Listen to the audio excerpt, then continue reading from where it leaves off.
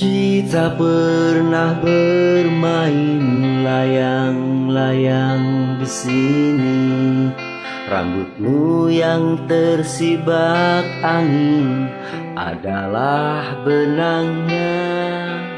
Aku ulur kau biar terbang menilang cakrawala. Tapi kendali tak sudiku lepaskan, tak sudi. Betapa bodohnya aku, benang di tangan putus. Kulihat kau terbang sendiri tanpa bisa kurai kembali, tanpa bisa di tepi laut ini. Assalamualaikum warahmatullahi wabarakatuh. Tabik pun, salam sastra, salam pencinta kanal Paus Sastra Lampung. Saya berada di Nuo Kebun milik Bapak Haji Patinura, sarjana ekonomi, politisi, sekaligus juga sekretaris Partai Gerindra Lampung dan juga anggota Dewan Provinsi Lampung. Nah, kebetulan hari ini kita bicara tentang Hari Sumpah Pemuda. Di sana ada tanah air, satu tanah air Indonesia, berbangsa satu, bangsa Indonesia, berbahasa satu, bahasa persatuan Indonesia. Menjunjung tinggi persatuan bahasa Indonesia. Artinya bahasa persatuan kita adalah bahasa persatuan Indonesia. Orang cenderung lupa teks ini. Salah satu konseptornya sebetulnya seorang penyair, yaitu Muhammad Yamin. Bayangkan teks Sumpah Pemuda ini, kalau saya minjam istilah Sutarji Kalsubahri, ini adalah puisi dengan huruf P-nya kapital. Bagaimana tidak? Teks ini futuristik. Indonesia pada 28 Oktober masih in absentia. Belum ada Indonesia, belum ada tanah air, belum ada bangsa Indonesia. 17 tahun kemudian baru ada kita kan. Betul. Berarti ini benar-benar puisi yang sangat relevan, futuristik ke depan gitu kan. Menghadang sejarah. Benar-benar dia menghadang semua lawan sejarah gitu kan. Dan ini lupa artinya, sebetulnya negara itu artinya berhutang kepada terutama ya puisi atau kepada sastra, juga kepada kesenian secara keseluruhan. Tanpa ada teks Sumpah Pemuda ini yang salah satu konseptornya juga adalah Muhammad Yamin, saya kira agak sulit kita untuk berbangsa satu, bangsa Indonesia, bertanah satu, tanah Indonesia, berbahasa satu, bahasa Indonesia. Nah, sebelum kita dialog dengan ya juga mantan ketua HMI kalau nggak salah kan? Iya, tahun 98. Wah, bener aktivis 98 artinya kan. Nah, itu menarik nih. Saya bicara bagaimana sih pemuda sekarang. Kalau dulu Sumpah Pemuda, apa iya pemuda sekarang dikutuk sumpah gitu kan. Terus bagaimana kaitan kesenian di mata politisi. Nah, itu ya. Sebelum itu saya akan membacakan satu puisi dulu. Ini juga bicara tentang pemuda. Judulnya juga Para Muda. Para muda, jika telapak tanganmu basah kini, itu karena air yang lama ku bendung di mataku harus mengalir juga. Ibarat benteng tak sanggup menanggung sumpah dari segala pemuda dulu. 1928. Air mataku tak kuasa bertahan untuk tahun-tahun yang rumpang dan balau. Untuk menjaga teks-teks diucapkan seikhlas-ikhlasnya. Para muda dulu, mereka 1928.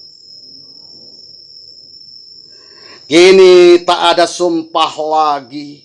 Para muda boleh ada di depanku, bisa menempong segala yang lambat. Tapi apakah masih kau simpan di hati 3 sumpah itu?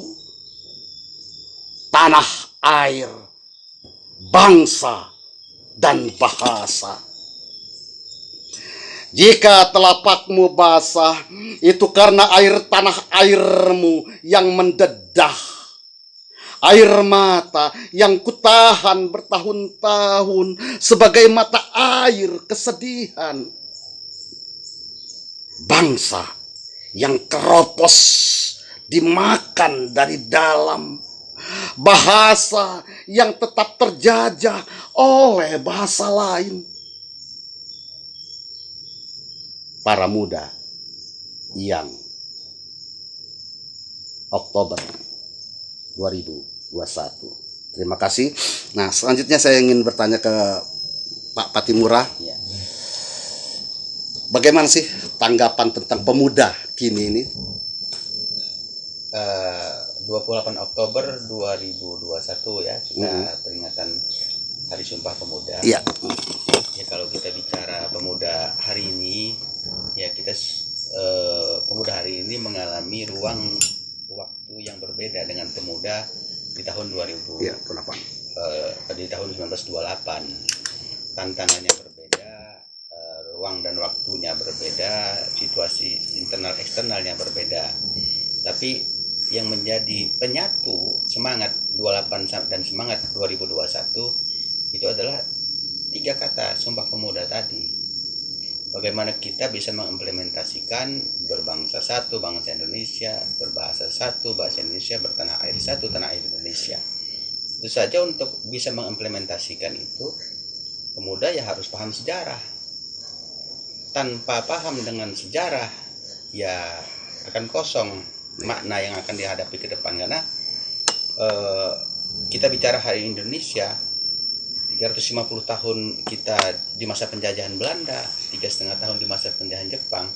Mungkin kalau saya pikir satu-satunya bangsa di dunia ini yang paling lama mengalami masa penjajahan. Nah, alhamdulillah kesadaran para pemuda yang momentumnya adalah Kongres Pemuda pertama dan Kongres Pemuda kedua 1928 itu membuka semangat bahwa kita perlu bersatu. Kita perlu persatuan. Karena terus terang saja 17 Agustus 1945 itu kita belum Indonesia yang hari ini. Proklamasi itu baru Jawa dan sebagian Sumatera. Belum sampai Papua, sampai yang Sulawesi dan lain-lain. Karena dulu kan masih kesultanan-kesultanan. Masih kerajaan-kerajaan, dan pada tahun sampai tahun 49-50 kita masih berbentuk serikat. Makanya kesadaran bersama juga dengan motivasi Sumpah Pemuda bahwa kita perlu bersatu. Kita kembali ke mendeklarasikan melalui mosi integral natsir, mengajak seluruh kerajaan-kerajaan di bawah kesultanan-kesultanan yang ada di seluruh termasuk Jogja wilayah Indonesia ini untuk menjadi NKRI, Negara Kesatuan Republik Indonesia. Semangatnya dulu itu sangat kuat NKRI. Zaman dulu nggak ngomong-ngomong harga mati. Kalau NKRI harga mati, NKRI HM jadinya. Harga mati. Sebenarnya cukup NKRI Negara Kesatuan Republik Indonesia. Nggak ada kata HM lagi kan? Nggak ada kata HM-nya. Nah, ya mungkin trennya lah ya, harga mati dan lain-lain. Tapi yang paling penting itu dia harus ada ruhnya. Untuk sampai ke situ, ruh itu kan masalah penjiwaan. Nah, di sinilah fungsinya. Kenapa kita penting tadi disinggung tentang bagaimana berkebudayaan, bagaimana bahwa ini juga nilai-nilai budaya lah juga yang persatukan kita, sehingga kita terbentuk menjadi NKRI. Kalau kita lihat negara-negara maju, peradaban di negara-negara maju, kebudayaan itu menjadi hal yang paling utama. Karena salah satu ciri majunya sebuah bangsa itu adalah kebudayaan. Nah, ini yang juga mungkin jadi kritik kita di 28 Oktober ini. Bagaimana kita bisa secara ini menggali lagi sejarah bangsa kita. Seluruh pemuda mengetahui bagaimana sejarah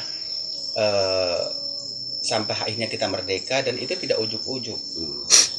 Itu ada tiga abad ya, 3 generasi ya, 350 tahun gitu kan. Kenapa kalau kita nggak bisa merdeka? Kuncinya itu adalah karena kita nggak bersatu. Nah, isu persatuan ini penting.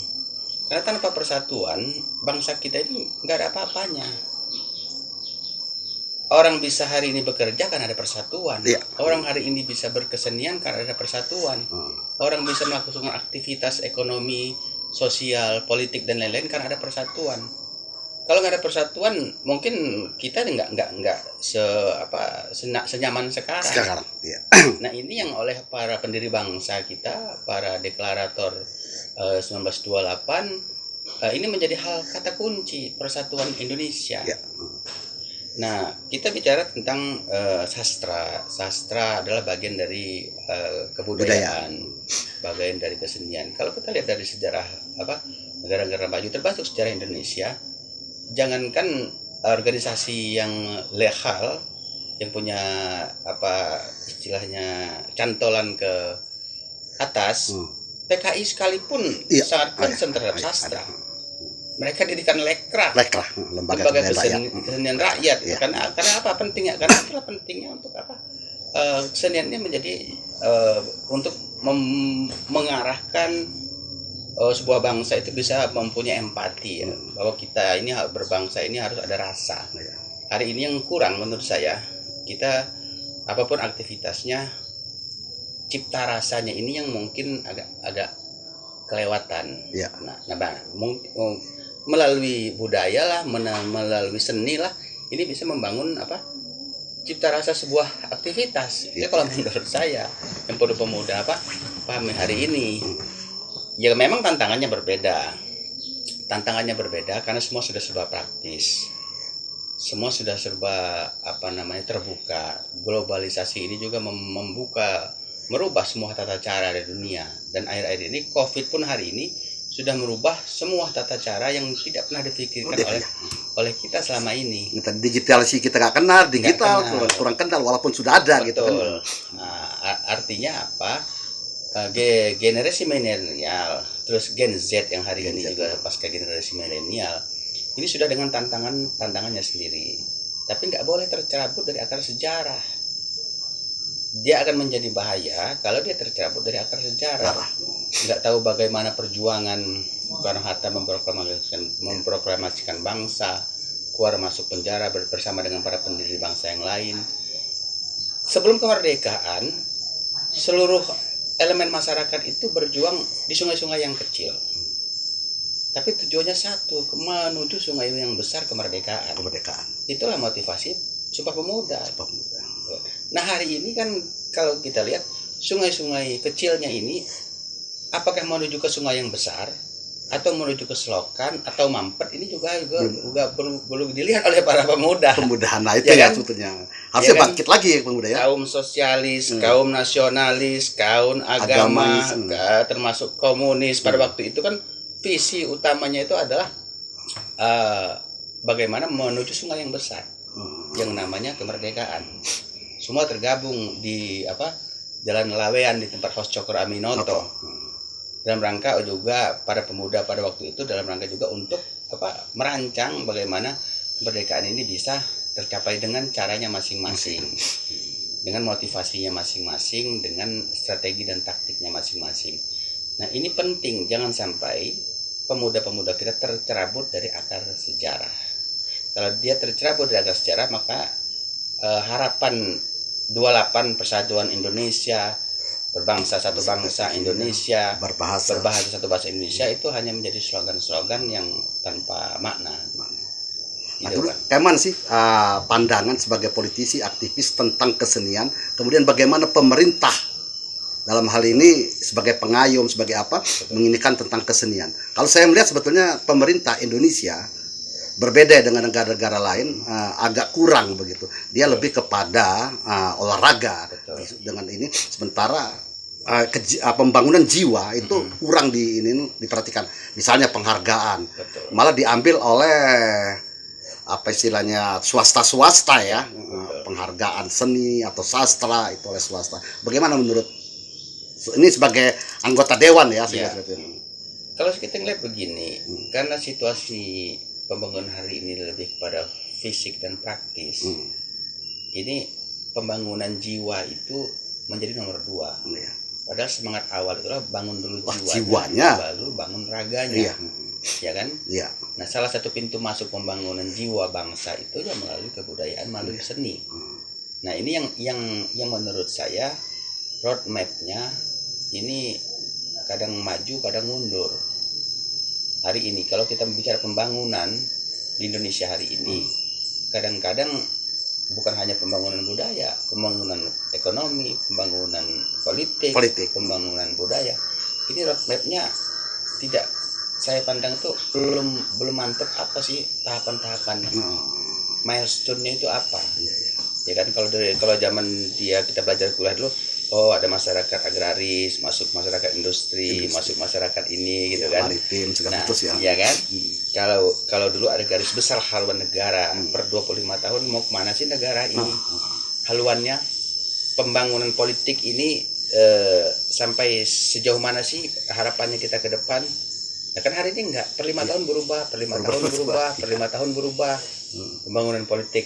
Termasuk juga masalah kebudayaan, kesenian hari ini. Kenapa empati itu kurang?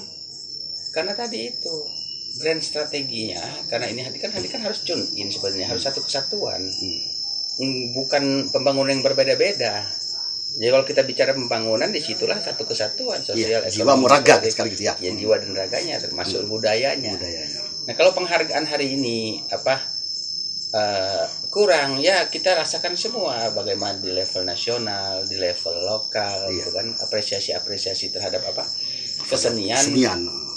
Kita lihat saja pelajaran-pelajaran di sekolahan, dari TK, SD, SMP, SMA, itu yang menjadi tanggung jawab pemerintah. Sampai sejauh mana kurikulum itu bisa menumbuhkan istilahnya jiwa. Nah ini juga bisa jadi karena pintu masuk yang paling efektif dalam rangka untuk membangun itu adalah pendidikan. Ya kan? Nah, kalau pendidikannya tidak diarahkan juga ke arah sana, ya karena pendidikan kan outputnya kan adalah lulusan. Akhirnya kan kita hanya sebagai jadi alat produksi saja jadinya, bukan sebagai manusia yang utuh gitu kan. Ya kan, orang sekolah terus bagaimana cepat lulus, bagaimana cepat dapat kerja, bagaimana cepat dapat istri, dapat gaji, selesai. Ya kan? Nggak terbangun sosoknya itu mau kemana ke depan. Artinya ikut juga memikirkan bangsa ini, ikut juga memikirkan negara ini. Dan saya nggak bisa salahkan juga terhadap situasi hari ini, karena situasi adat budayanya juga sangat berbeda. Kita perlu strategi yang berbeda pada akhirnya. Ya kan? Kalau zaman dulu